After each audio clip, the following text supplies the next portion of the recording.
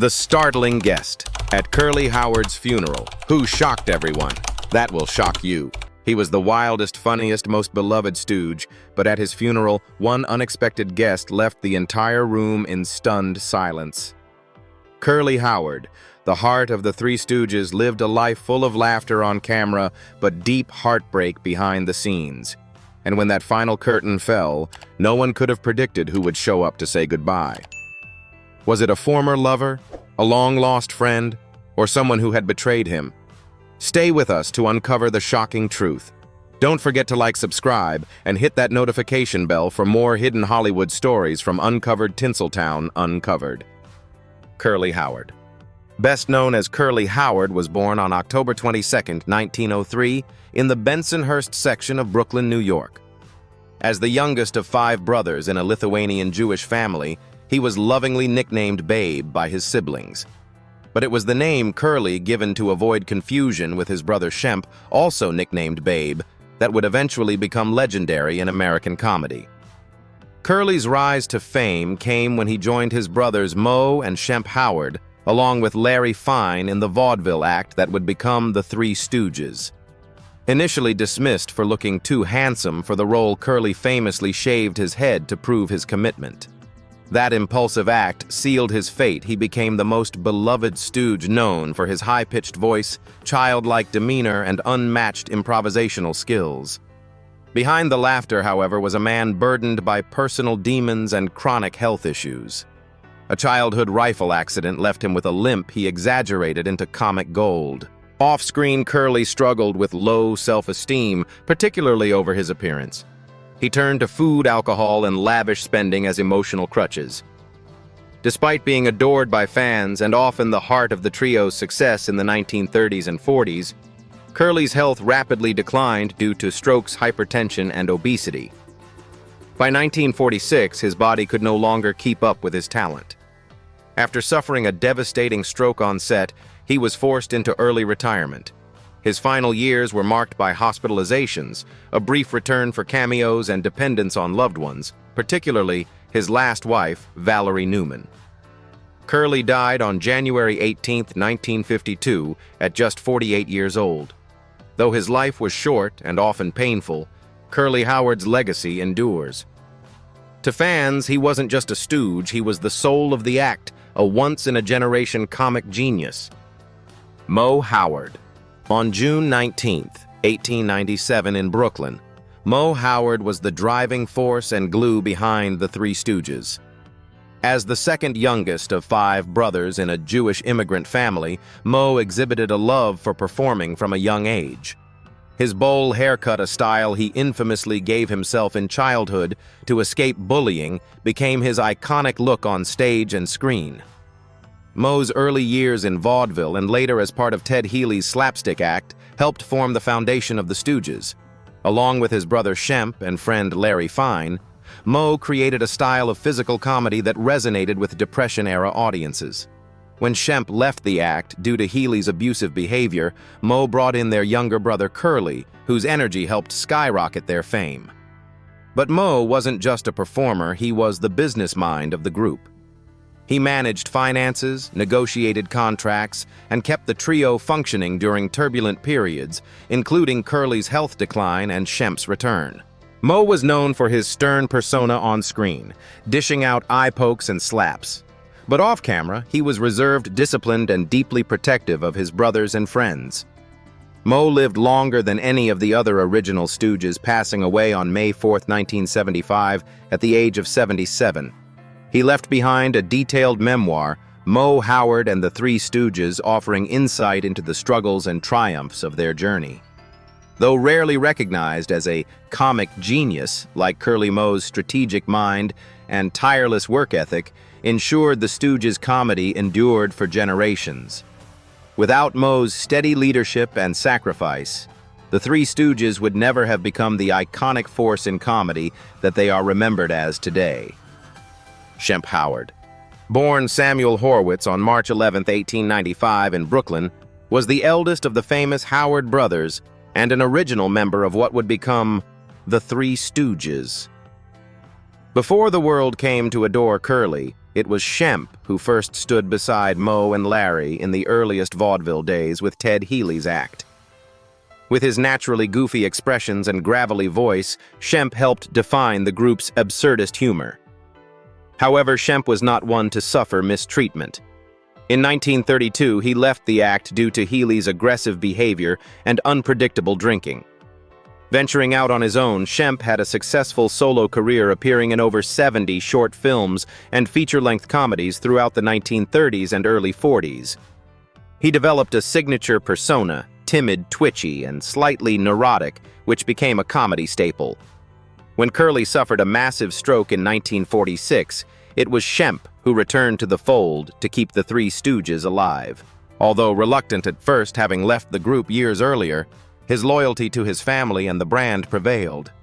His second stint with the trio from 1947 until his death in 1955 helped bridge the transition from Curly's iconic tenure to a new generation of fans. Though often unfairly compared to Curly, Shemp brought his own flavor to the act. His routines leaned more toward wordplay and exaggerated facial expressions, making him a distinct and valuable comedic force. Shemp died unexpectedly of a heart attack on November 22, 1955, at age 60, in the backseat of a car on the way home from a boxing match. Though his legacy is often overshadowed by his younger brother, Shemp's contributions were foundational and pivotal without him. The Three Stooges might have ended much sooner. Larry Fine, born Louis Feinberg on October 5, 1902 in Philadelphia, brought a unique blend of sophistication and silliness to the Three Stooges. Known for his frizzy hair, bewildered expressions, and manic violin playing, Larry served as the emotional and comedic middleman between the wild energy of Curly or Shemp and Moe's authoritarian leadership. In childhood, Larry suffered a severe acid burn on his arm after a chemical accident in his father's jewelry shop. To rebuild strength, doctors recommended he take up boxing, but his mother, protective and artistic, instead encouraged him to study the violin. This early musical talent followed him into his comedy career and became a defining feature of his stage persona. Larry met Moe and Shemp Howard while performing in vaudeville and joined them as one of the original Stooges under Ted Healy. His timing, physical flexibility, and often confused expressions added a comedic vulnerability to the group's slapstick chaos. He was the Stooge most likely to get hit for someone else's mistake, and his reactions were legendary. Off camera, Larry was warm, generous, and known for his love of gambling and entertaining friends. Unfortunately, his finances were poorly managed, and later in life he suffered from health issues, including a debilitating stroke in 1970 that left him partially paralyzed. He spent his final years in the Motion Picture and Television Hospital in Woodland Hills, California, where he often welcomed fans and visitors. Larry Fine died on January 24, 1975, just months before Moe. Though often seen as the quieter Stooge, Larry was the indispensable bridge in the trio, grounding their chaos with his unique brand of soft-spoken hilarity and enduring likability. Ted Healy, born Ernest Lee Nash on October 1, 1896, was a brilliant but volatile vaudevillian who unknowingly birthed one of comedy's most iconic acts, the Three Stooges. A charismatic performer, Healy developed a stage act in the 1920s in which he would attempt to sing or tell jokes while being interrupted by a group of Stooges' comedic underlings who would heckle and harass him. Originally, those Stooges included Moe Howard, Shemp Howard, and eventually Larry Fine. Healy's act found huge success, and his manic, abrasive energy paired well with the slapstick antics of his comedic sidekicks. However, Healy's notorious temper-controlling behavior and heavy drinking soon caused irreparable friction. By 1934, tensions boiled over. Shemp left first, unable to endure Healy's abuse. Moe, Larry, and Curly, who replaced Shemp, eventually struck out on their own, officially becoming the Three Stooges and severing ties with Healy. Despite this split, Healy remained a known name in Hollywood and transitioned into films, often playing loud, fast-talking characters. Tragically, Healy's life ended under mysterious circumstances. On December 21, 1937, he died suddenly at age 41, shortly after a reported altercation at a nightclub. though the official cause of death was kidney failure related to alcoholism. Rumors of a violent beating involving a studio executive or actor have persisted for decades. Despite his personal flaws and tumultuous relationships, Ted Healy's early vision paved the way for Moe, Larry, Curly, and Shemp to build a comedy empire. His legacy is a complex one, part mentor, part tyrant, but he undeniably played a foundational role in American slapstick history. George Raft, born September 26, 1901, in Hell's Kitchen, New York City, rose from the gritty streets of Manhattan to become one of Hollywood's most recognizable tough guys. Known for his portrayals of gangsters and hard-edged anti-heroes in films like Scarface, 1932, and Each Dawn I Die, 1939. Raft was also a master ballroom dancer long before stepping in front of a camera. Less commonly known is his early off-screen connection to Curly Howard.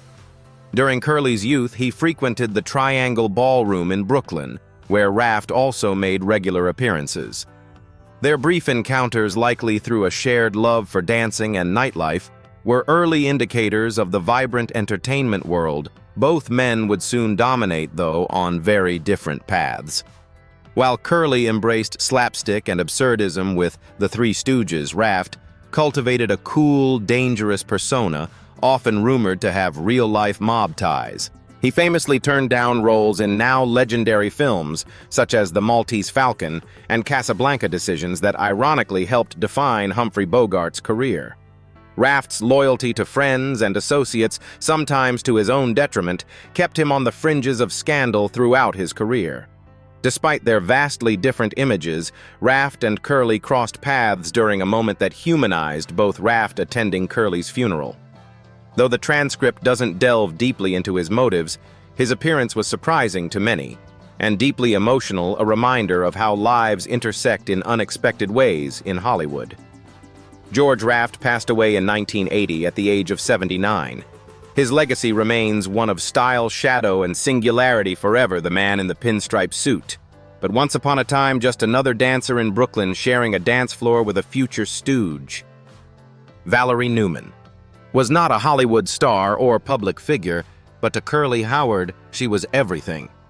Married to him in 1947, Valerie became the fourth and final wife of the iconic stooge, and the one who stood by him when nearly everyone else had given up.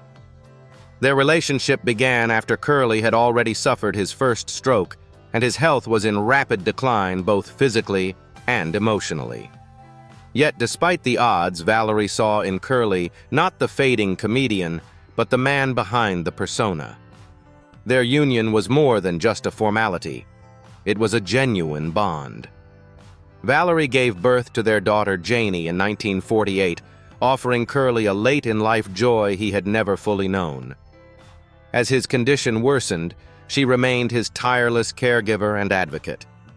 She fed him a special diet, ensured he received medical attention, and even took steps to reduce his stress. Friends recalled that Valerie brought Curly his only real sense of peace in his final years. Even when he became wheelchair-bound, mentally deteriorated, and was rejected by multiple care facilities, Valerie continued to shield him from public humiliation. Her love stood in stark contrast to the chaotic relationships Curly had previously endured. She didn't seek fame or money, only to bring comfort to a man who had spent his life bringing joy to millions. When Curly passed away in 1952, Valerie remained largely out of the public eye. But in the hearts of devoted Stooge fans, she is remembered not for celebrity, but for compassion. Valerie Newman was Curly's quiet salvation, his final chapter of dignity and devotion. Marion Buxbaum entered Curly Howard's life in 1945 during a period of declining health but intense emotional longing. Introduced by Moe Howard, through a mutual connection, Marion seemed to offer Curly a new beginning. A widow with a 10-year-old son, she presented a sense of family stability Curly craved after years of chaotic living and personal disappointments. Within just 2 weeks of meeting, Curly and Marion were married on October 17, 1945. Initially, the marriage gave the comedian a renewed sense of purpose. He became a stepfather and attempted to embrace domestic life, something he had never truly experienced before. His weight began to drop, and there were moments of laughter in the home again. Mo hoped that Marion's presence would bring a lasting calm to his younger brother's life. But the fairy tale crumbled quickly.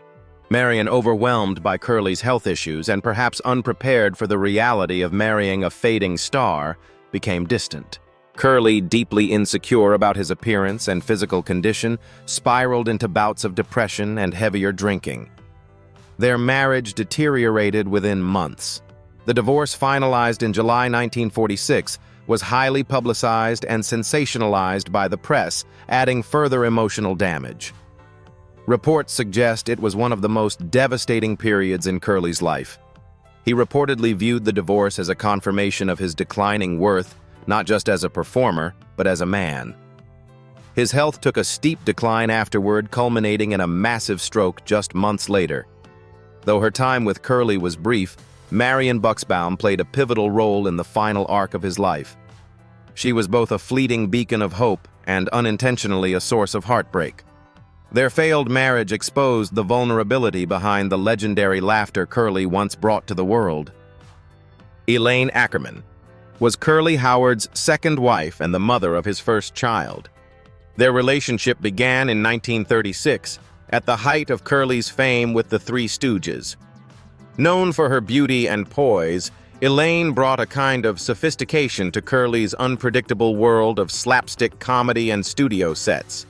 They married on June 7, 1937, in what appeared to be a well-matched union during the peak of his success. The couple welcomed their daughter Marilyn in 1938, the only child Curly would have until much later in life. Fatherhood brought a sense of seriousness to the comedian who had long been viewed by colleagues as the carefree wild one. Friends noted that Curly genuinely adored his daughter and sought stability with Elaine.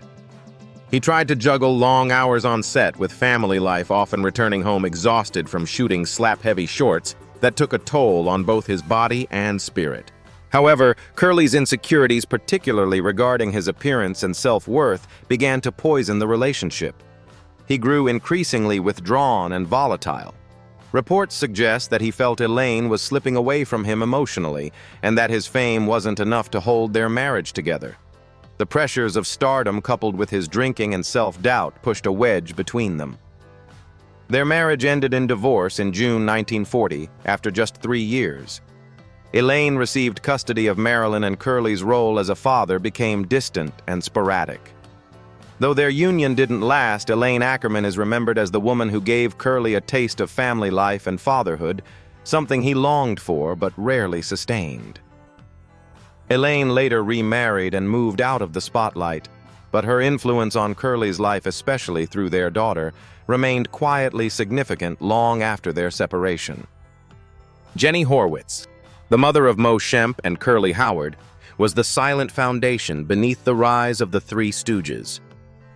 Born into a Lithuanian Jewish family, she immigrated to the United States in the late 19th century and settled in the Bensonhurst section of Brooklyn, New York.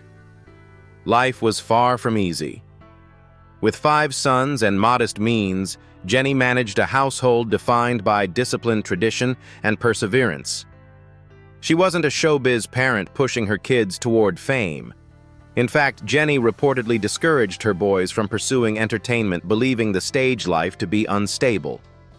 However, it became clear early on that her sons, especially the youngest, Curly-born Jerome Lester Horwitz, had innate comedic talents. Though she never sought the spotlight, her influence loomed large. She nurtured their resilience and thick-skin traits that would become essential in their rough-and-tumble world of slapstick comedy. Jenny's impact was particularly felt in Curly's personal identity.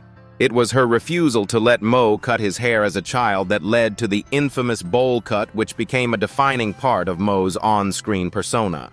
Her traditionalism clashed with her sons' unconventional career paths, but she remained their emotional anchor throughout their tumultuous journeys. As Curly's health declined, Jenny stood by, quietly avoiding the chaos of public scandal and media scrutiny. Her strength remained behind the curtain, never seeking credit, never demanding attention. But those who knew the Howard family well often said it was Jenny's quiet fortitude that made the show even possible. In the story of the Three Stooges, Jenny Horwitz may have played no physical role in the act, but without her unwavering endurance and maternal devotion, the laughter they brought to millions may never have come to life. Solomon Horwitz, the patriarch of the Howard family, was the father of one of comedy's most influential trios. A Lithuanian Jewish immigrant, Solomon settled in Brooklyn and worked tirelessly as a clothing cutter to support his wife Jenny and their 5 sons, Mo, Shemp, Curly, and 2 others less known to the public. His life was defined not by fame or attention, but by hard work, quiet sacrifice, and traditional values. He wasn't involved in show business and didn't particularly understand the entertainment industry that would eventually absorb 3 of his sons. Yet Solomon allowed them the freedom to pursue it, recognizing their passion even if he didn't always agree with their choices.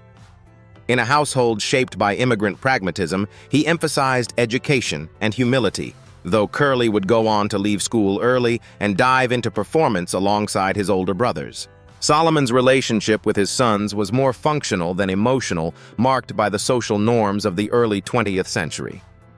He didn't lavish praise or dote on their growing popularity, but he never stood in their way either. While he never publicly embraced the fame of the Three Stooges, Solomon reportedly attended a handful of their performances and quietly admired their success from a distance. When Curly's health began to collapse in the 1940s, Solomon, now elderly, had little to offer but his presence. He was there for the major transitions, the early struggle, the fame, and ultimately the decline. He is buried alongside his sons and wife in the Western Jewish Institute section of Home of Peace Cemetery in East Los Angeles. Though rarely mentioned in showbiz lore, Solomon Horwitz represents the untold foundation of the Three Stooges, a man who worked in the shadows providing stability so his sons could chase something louder: laughter. Steve Allen, the renowned comedian, television pioneer, and cultural commentator, had no direct role in the making of the Three Stooges, but his voice added an enduring layer of legitimacy to Curly Howard's legacy. As the creator of The Tonight Show and a celebrated wit in American media, Allen had a unique knack for recognizing comedic brilliance, and he didn't hesitate to express his admiration for Curly. In later interviews and retrospectives, Allen called Curly one of the most original yet seldom recognized comic geniuses. Coming from a man often credited with shaping the golden age of television, this wasn't casual praise, it was validation. Allen understood the intricacies of comedic timing, character development, and physicality. To him, Curly's improvisations weren't just funny, they were revolutionary.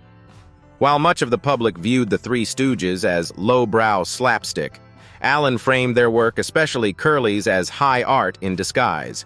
He emphasized that Curly didn't just follow a script. He embodied a chaotic purity that transcended the written page. His mannerisms, the childlike voice, the whirling dervish physicality, these, Allen argued, were expressions of an instinctive comedic genius that couldn't be taught. Steve Allen's acknowledgement helped shift public perception of the Stooges, especially Curly, from disposable short film stars to true comedic craftsmen. In an era when slapstick was fading from popular culture, Allen's words preserved Curly's dignity and ensured his memory lived on not as a joke, but as a master. Though never part of the act, Allen's contribution was crucial. He gave Curly what Curly never received during his lifetime: critical appreciation and professional respect. His tribute to Curly Howard remains a poignant reminder that sometimes it takes a fellow genius to recognize the quiet brilliance of a man who never asked for recognition. While the world remembers the Three Stooges for their zany antics and slapstick brilliance, it's the untold struggles behind the scenes that paint the fuller picture. Curly Howard's decline, Mo's protective nature, and the family's quiet heartbreak reveal a side of fame rarely shown. The appearance of Marion Buxbaum at Curly's funeral may have shocked many, but it also underscored the complexities of love, regret, and legacy. At Uncovered Tinseltown Uncovered, we believe every legend, no matter how comedic, deserves their full story told. What do you think was Curly's greatest gift to comedy history? Let us know below.